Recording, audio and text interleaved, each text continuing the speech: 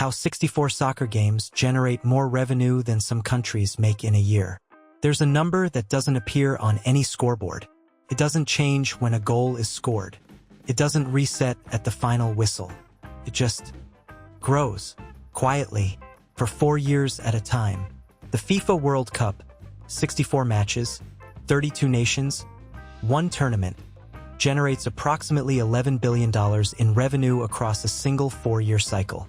That's not the value of the host economy. That's not stadium construction. That's not what airlines make or hotels or the guy selling jerseys outside the stadium gate. That's FIFA's revenue, the organization's cut, from 1 tournament. Now hold that number for a second. The Maldives, a sovereign nation, 500,000 people, a functioning government, an international airport, a coastline that appears on luxury travel lists, produces roughly $7 billion in GDP per year. The Central African Republic runs closer to $3 billion. Belize, Guyana before its oil discovery, Haiti, all of them sit below or near that $11 billion line. 64 soccer games, 29 days, more top-line revenue than some countries generate in a calendar year. This is not a story about soccer being too powerful. It's not a crisis. There's no villain wearing a FIFA badge. It's a story about a specific kind of economic machine, one that most people interact with emotionally, as fans without ever seeing the architecture underneath. Because the architecture is interesting. Here's the part that doesn't make it into the halftime show. The World Cup doesn't generate wealth the way a factory does, or a port, or a tech company. It generates wealth the way a temporary city does. A city that appears every 4 years, runs at full capacity for 1 month, and then disappears, leaving behind infrastructure, memories, and a very specific set of financial arrangements that most host nations are still untangling years later. The United States is about to become that host city, multiplied by 16. The 2026 World Cup, the first ever with 48 teams and 104 matches, will stretch across American soil from New York to Los Angeles, from Dallas to Seattle. It will be the largest World Cup in the history of the sport. And the economic projections attached to it are the kind of numbers that make city planners either very excited or very careful about how they read a contract. We'll get to the contracts. But first, you need to understand how the machine was built. Because the $11 billion doesn't come from ticket sales alone. It doesn't even come mostly from ticket sales. It comes from something far less visible and far more scalable. Ticket sales for an entire World Cup generate roughly $500 million.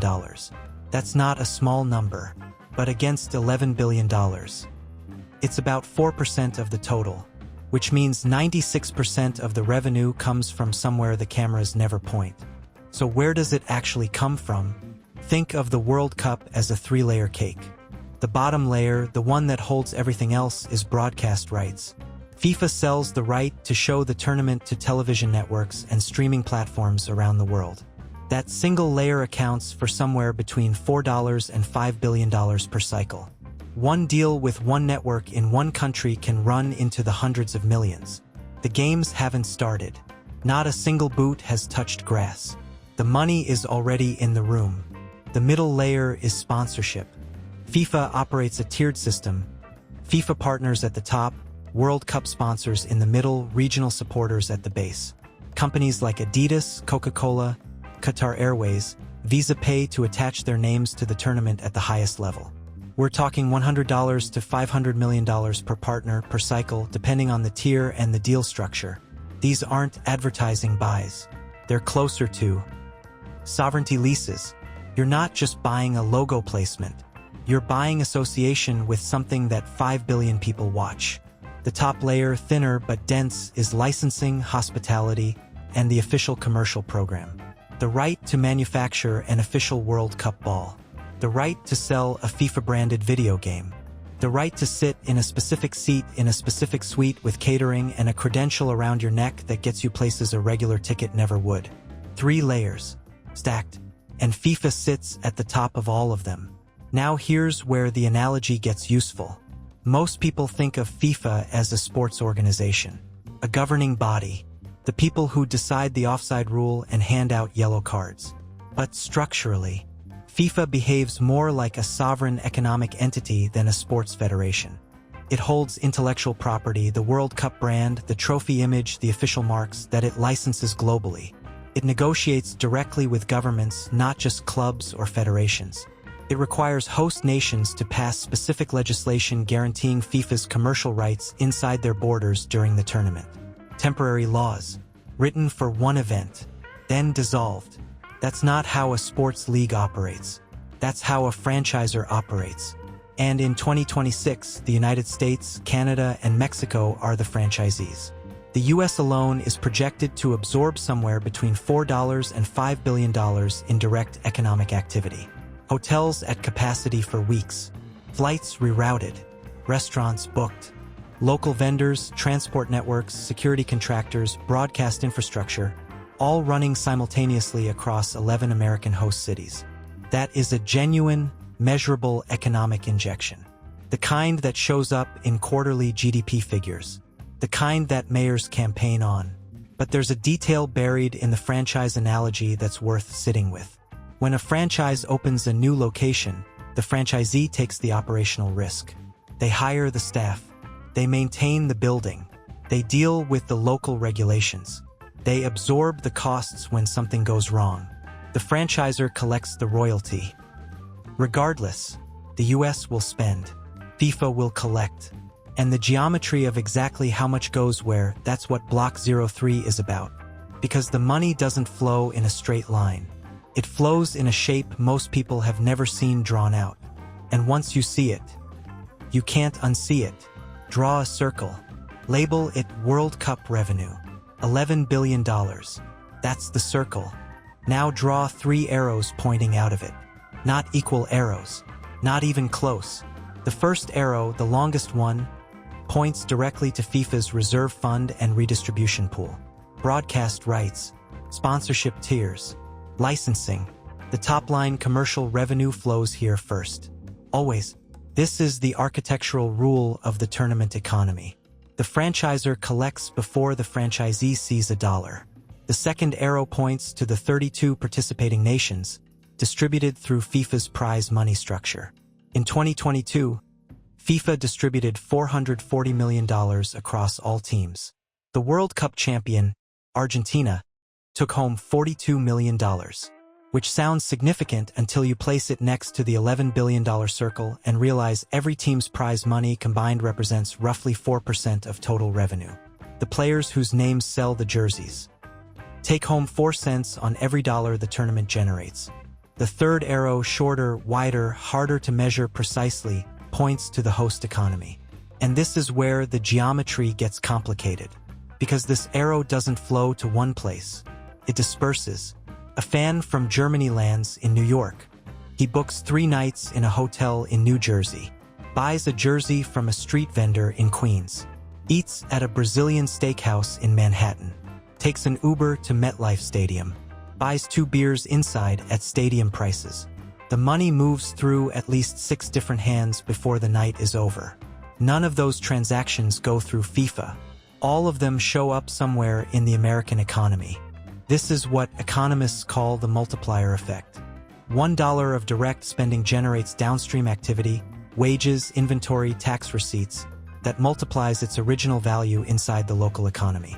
For major sporting events, that multiplier is estimated somewhere between 1.5 and 2.5, depending on the city, the infrastructure, and how much of the spending stays local versus leaking out to international chains and imported goods. New York, Los Angeles, Dallas, Miami, Seattle, San Francisco, Boston, Kansas City, Philadelphia, Atlanta, Houston, 11 cities, running simultaneously. For weeks, the multiplier adds up. But here's the part that rarely appears in the press release. Host cities don't just receive the World Cup. They finance it. Stadium upgrades, transit expansions, security infrastructure, broadband and broadcast logistics, temporary venues, official fan zones which require permits, staffing, insurance, and municipal coordination. The U.S. Soccer Federation and individual host city committees have committed to covering these operational costs as part of the host city agreement with FIFA. The exact figures vary by city, But the pattern is consistent. Public money goes in. Private revenue, FIFA's commercial layer, stays out. Los Angeles spent years and hundreds of millions preparing for the 2028 Olympics.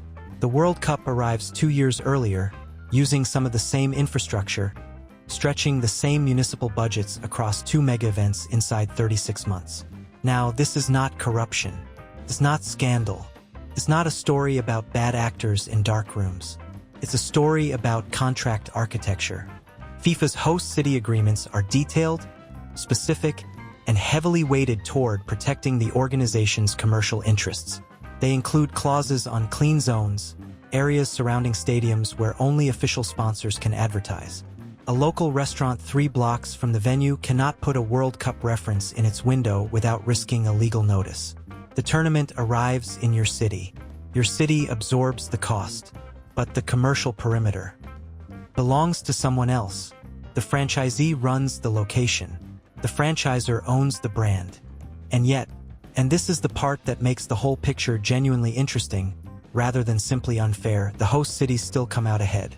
Not always, not equally, but the GDP data from past hosts, Germany 2006, South Africa 2010, Brazil 2014, shows measurable, lasting boosts in tourism infrastructure, international visibility, and foreign direct investment in the years following the tournament. The money doesn't flow in a straight line. It flows in a shape that looks inefficient from one angle and entirely logical from another, which brings us to the final question. Not where does the money go, but what does it actually buy? In 2006, Germany hosted the World Cup. 12 cities, 64 games, 32 nations. The tournament lasted exactly 1 month. And when it was over, the stadiums went quiet, the flags came down, the international press flew home. Something unexpected happened. Germany didn't just recover the investment. It reintroduced itself to the world. Tourism to Germany increased 12% the following year. Foreign direct investment accelerated. The country's international brand perception, measured by the same indices that governments and trade ministries actually use, shifted meaningfully. Not because of a policy, not because of a trade agreement, because 1 billion people watched and liked what they saw. Economists have a term for this: soft infrastructure return, the kind of value that doesn't appear in a construction budget or a FIFA balance sheet, but shows up quietly and persistently in the decade following the event. It's the hardest thing to price, and the easiest thing to dismiss in a spreadsheet. Now scale that to 2026. 104 games, 16 host cities across 3 countries, an estimated 5 million international visitors entering the United States, Canada, and Mexico over the course of 6 weeks. The U.S. Travel Association projects $4.7 billion in direct travel spending inside American borders alone. Hotel occupancy in host cities is already tracking at historic levels for the relevant dates. Cities that don't even host matches, but sit within driving distance of host venues, are projecting overflow tourism benefits. This is what a temporary city does when it's built at full scale. It doesn't just generate transactions. It generates attention. And in the modern economy, sustained global attention is one of the few resources that converts reliably into long-term economic activity. But here's the number worth sitting with quietly.